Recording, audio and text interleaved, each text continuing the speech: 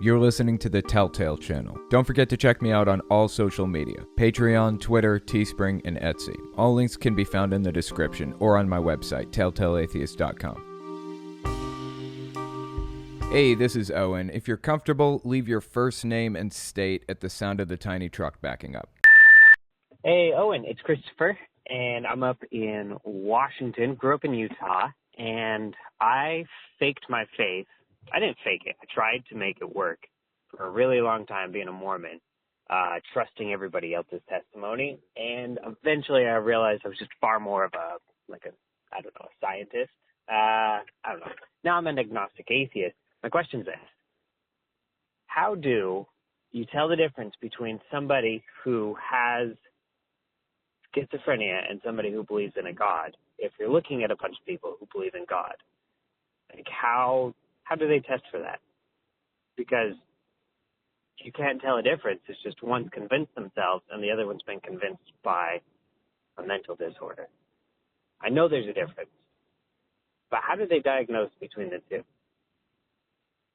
Maybe it's not that interesting, but anyway, thanks for listening. There is an answer to your question, and I appreciate you asking because it's an interesting answer, I think. You may actually know this already, but others may not. So I'm just going to explain it just for the audience who may be unaware of this. But there's this book called the DSM-5. It stands for Diagnostic and Statistical Manual of Mental Disorders, 5th edition. This is the book. This is what it looks like. I actually had the schizophrenia section pulled up, but basically it describes every mental disorder that we know of in great detail, and it explains how to diagnose those mental disorders. So let me pull up the schizophrenia section here. So schizophrenia spectrum and other psychotic disorders. Something that a lot of people are unaware of is schizophrenia is actually a spectrum of disorders. Bipolar disorder actually falls on that spectrum. They're on the same spectrum. Bipolar disorder and schizophrenia are. There are a number of ways to diagnose schizophrenia, but here's bipolar and related disorders, since it's under the same umbrella as schizophrenia. And here are the diagnostic criteria, I believe. Bipolar disorder is basically where you have manic and depressive episodes where you're acting like you're on coke for some undetermined amount of time. And then you get really, really down and depressed and tired. And then you get manic again, like all excited, like you're on coke again, and just running around doing spending sprees and stuff like that.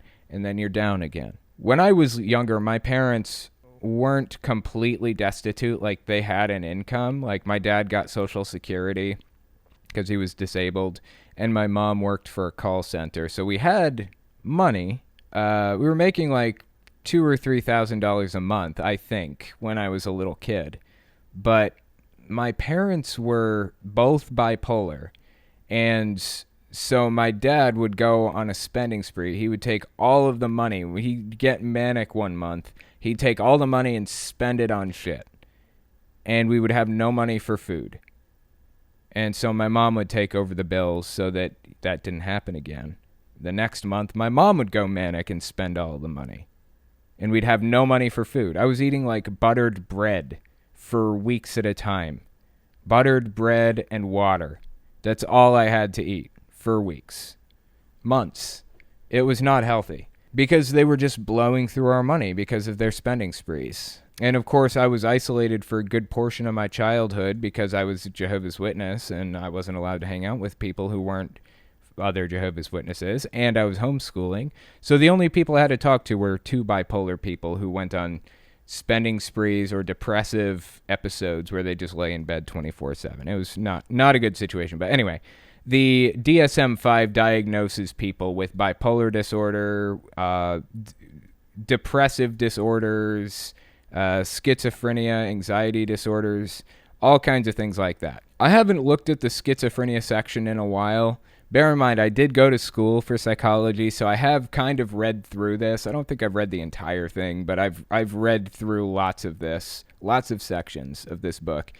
And I think that one of the criteria for schizophrenia is visual hallucinations at least 3 times per month. Like I said, it's been a long time since I've read it, but it's very, very specific in how it diagnoses schizophrenia. People who claim to talk to God and things like that, what they're describing does match some of the symptoms that are listed in the DSM-5 under some of these disorders, but it's not all of the symptoms listed under this one disorder. So we know for a fact that it's not schizophrenia because they don't have visual hallucinations or things like that. There's a lot to schizophrenia too. It's not just hallucinations. There are actual personality changes like paranoia and things like that.